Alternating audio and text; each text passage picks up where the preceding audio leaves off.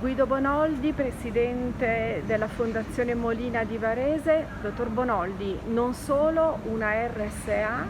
e quali sono i progetti per la città e per tutto il territorio? La Fondazione Molina rappresenta un grande patrimonio per la città di Varese e per tutto il territorio, che si è creato nei decenni, più di un secolo e mezzo di storia, e già da tempo è operativo anche a livello dell'assistenza domiciliare, assistenza sul territorio, attraverso il servizio di assistenza domiciliare integrata, l'RSA aperta, ha un nucleo di cure subacute.